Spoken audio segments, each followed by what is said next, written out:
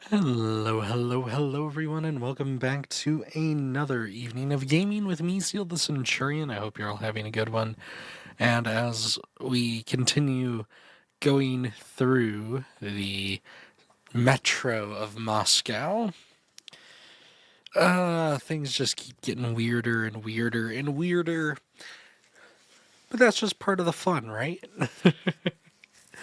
Well, we will be continuing the trudge through the Moscow metro, but before we get to that, as is our custom, we will be beginning with our daily devotional from Honey from the Rock by Abraham Kuyper. We are now on number 46. Sorry, 47. That's right. That's right. This will probably be an interesting one, but then again, basically every one of Kuyper's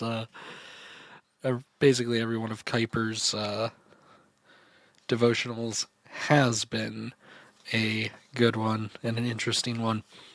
So, this one, number 47, is entitled, "And Sets on Fire the Wheel of Our Birth." Which, let's see, this draws inspiration from James 3, verse 6. Which says, "The tongue is also a fire. It is a world of evil. It is placed among the members of our bodies as the one that corrupts the entire body and sets on fire the wheel of our birth, while itself is set on fire by hell."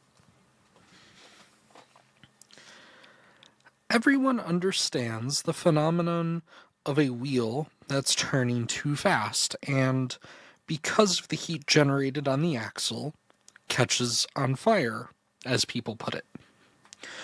That happens with the axles of windmills, with poorly maintained cart wheels, and with cogwheels that are turning too rapidly. It always happens for the same reason. For example, when the blades of a windmill are turning too fast because of a strong wind, or when a wheel is rolling along with too much speed because of a high-spirited horse, or when a wheel is being driven too hard because the pressure of steam on a cylinder is too intense. This is the image James introduces in connecting the tongue with our inner lives. He compares the inner life to a machine that is being driven forward and kept in motion by a wheel. Our inner lives have two dimensions. The first has to do with living out of our rebirth, that is, out of our new humanity. The second is living out of our first birth, that is, out of our old humanity. If one were to introduce the image of a machine at this point, the first needs to be called the wheel of our rebirth. And it's obvious that living out of our old humanity would be called the wheel of our first birth, or shorter yet, the wheel of our birth. These two wheels are each driven by opposing power sources. The wheel of our rebirth is set and kept in motion by power that comes down from heaven. By contrast, the wheel of our natural birth runs by power that rises up from hell. Like the sources of their power, the results of their respective moment totally diverge. When the wheel of our rebirth is turning properly, we praise God our Father. In contrast, when the wheel of our birth is turning freely, it produces what is accursed in people who are created in the image of God. Nevertheless, both of these wheels that generate life's movement involve the same heart, that is, the same person. They have to turn on the same axle, and that axle, says James, is the tongue. The result of that the result is that the tongue is very uncontrollable, and it governs the complete machinery, if we may express it like that, of our person, our body. The entire mighty individual person is controlled by her tongue, just as a large and powerful horse is by a bridle, or an ocean liner of enormous size is by a small rudder, or a heavy set of gears is by a thin axle. What is more possible than gripping and stopping a rapidly spinning shaft? Just as impossible, says James, is to stifle the tongue, the axle on which the wheels of our lives turn. Once set in motion, it is virtually uncontrollable.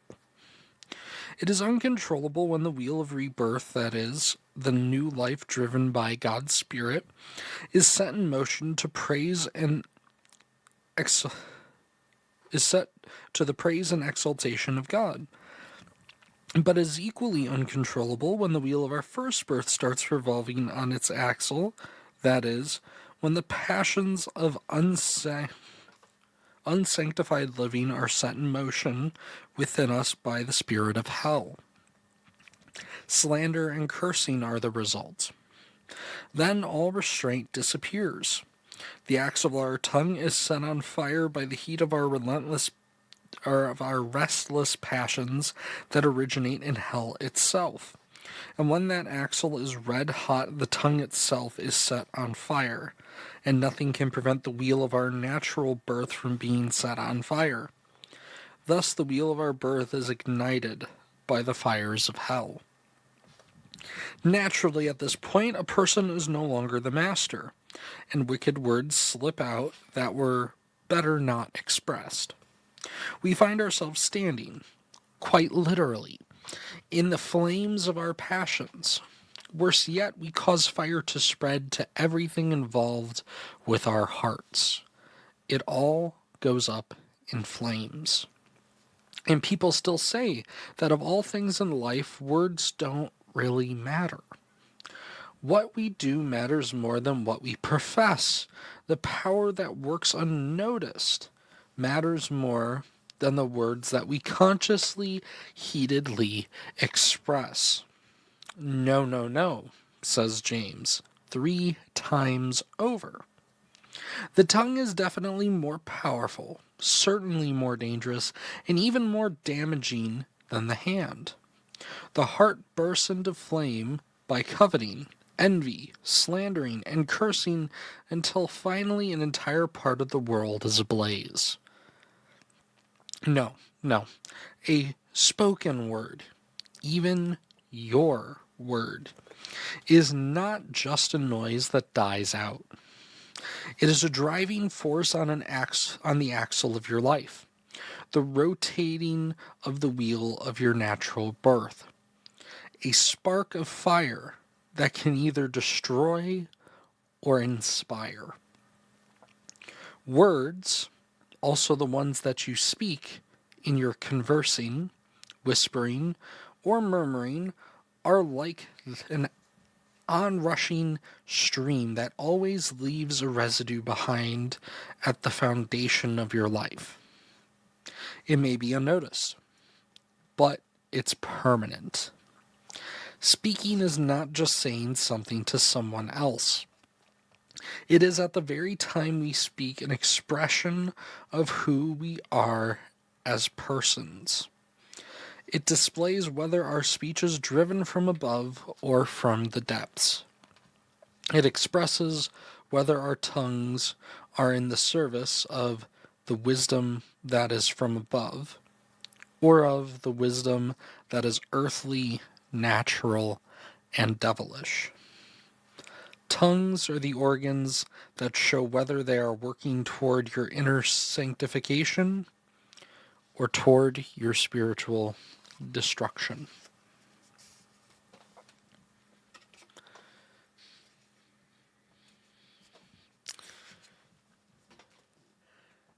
And how true it is that words have power, words have significant power, and so often insults, crude talk, and things like that just flow out so easily.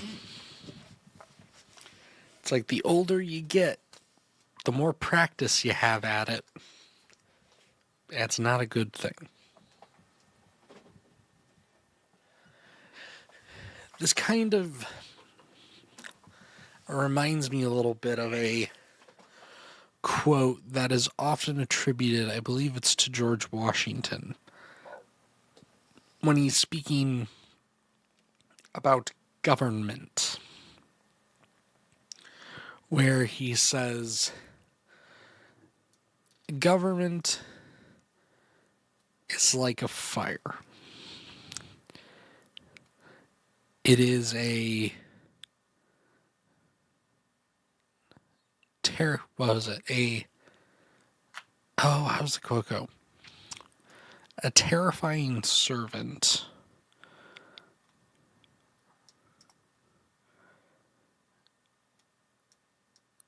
I need to look that up again.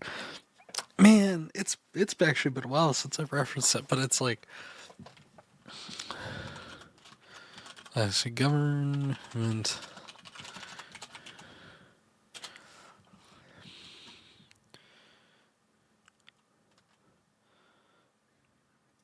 Here we go. Government is not reason. It is not eloquence. It is force. Like fire, it is a dangerous servant and a fearful master. Never for a moment should it be left to irresponsible action. That's the quote. And the tongue is a very similar thing.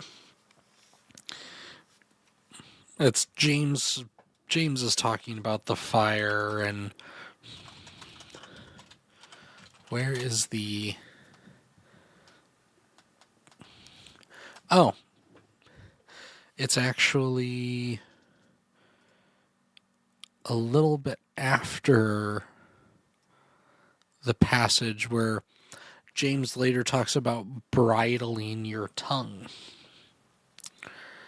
And it's an important thing. If I know at least one of my viewers, actually more like 3 of my viewers, know quite a bit about horses and how a bridle on a horse, there's a bit that goes in the horse's mouth, and that tiny bit, relative to the size of the horse, tiny bit, is really what steers the horse when you pull on the reins.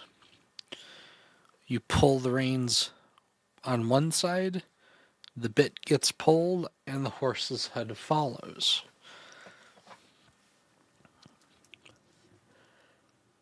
But the tongue is a very similar thing where you need to bridle it. You need to be able to control it. And the way that Kuiper phrases it's something that you really can't control, or it's a very difficult thing to control. Once it starts going, it just won't stop. I know I went to school with a few girls who are like that. Once they get going, they just can't stop. But it's one of those things where you have to be mindful of what you say, mindful of the words that you use, how you phrase things like that. For those of you who know, I frequent the streams of Zelda the Hobbit, and you also know that I frequently bug her about how she phrases things and says things mostly pertaining to theology, because if you phrase something the wrong way, it's heresy. Yeah, so we try to avoid heresy, but that's just the one thing. It's the thoughts in your head and your tongue's just kind of running, and before you even realize what you said, it's already gone. It's already out there. So it is an important thing that we concern ourselves with. It's like there's always to say it's like, oh well, you shouldn't be making crude jokes in mixed company, and it's like, really, you just really shouldn't be making them. And it's one of those things where you have to realize, just like the your Miranda rights, you have the right to remain silent. Anything you say can and will be used against you in the court of law. You are held accountable for your words, even in our legal system today.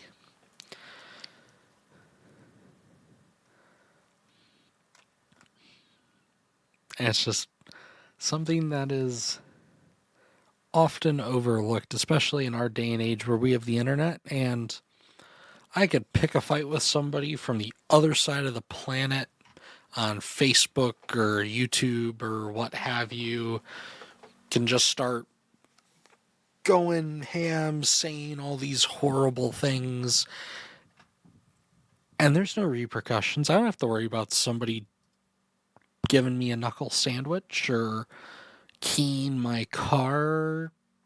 I mean, assuming they can't find where I live, who knows? But it's one of those things where it's so easy and it's so tempting just to be able to say whatever you want with no repercussions at all. But there are repercussions. Maybe not in this life, but in the next, there are repercussions. So, yeah. Another very good meditation devotional. I mean, they're called devotionals, but it's really just like, it feels like a meditation on a verse. But it's like, yeah, again, Kuiper hits the nail on the head yet again. And people ask why I really like reading Kuiper. That's why. Hey, Yoshi. Perfect justice comes. Yes, yes, it does.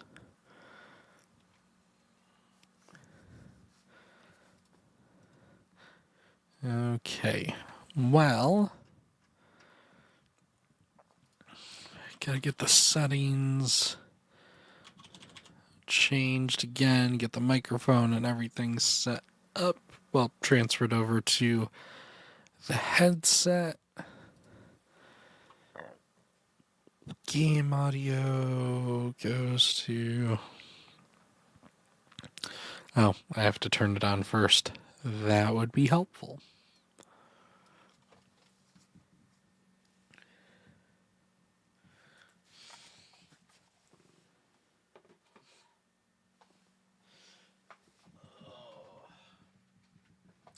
And don't worry, Yoshi, this, from what I am told, a straight playthrough of this game only takes about 9 hours, which means streaming today, streaming Saturday. Yeah, we'll have it done by the end of the week. Because we're 7 hours in, so really it's about 2 to 3 more streams, including this one. And then we're done with Metro Awakening, and then we can move on to something else. Which I need to figure out what that's going to be. What game do we move on to next? Other than I got other stuff that I have to do too as well, like writing an overture for classes. I mean, it technically could be 2 overtures, but we'll see.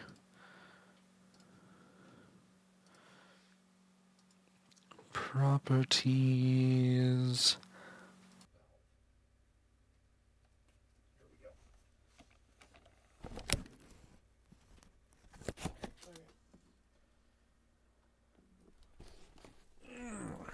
Okay.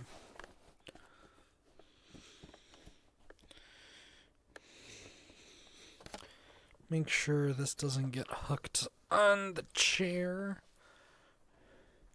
Just need to back up a bit. And just go until we hit the table. There we go.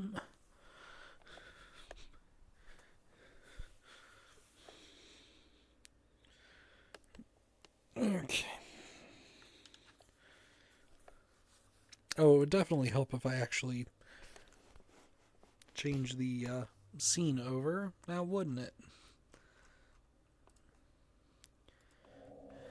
There we go. But how are you doing tonight, Yoshi?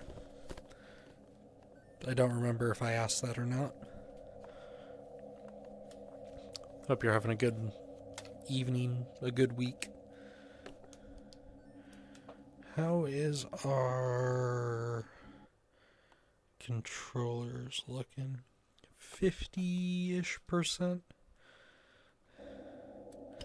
That's okay.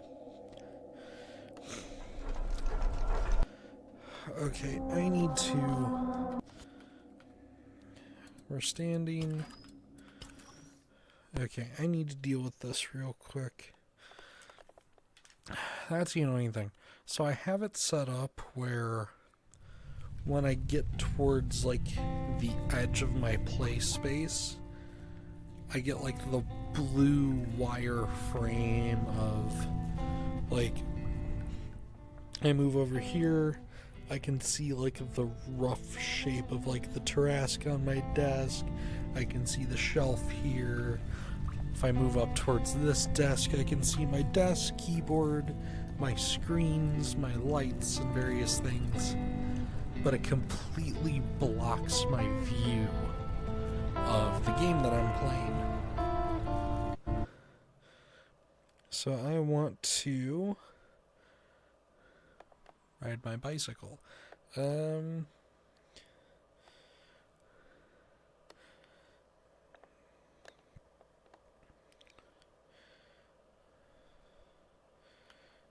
Now we want to open... Come on. You want to grab this?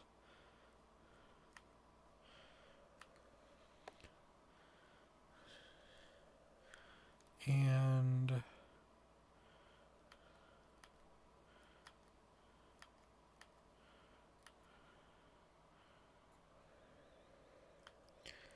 oh boy, how am I supposed to do this now?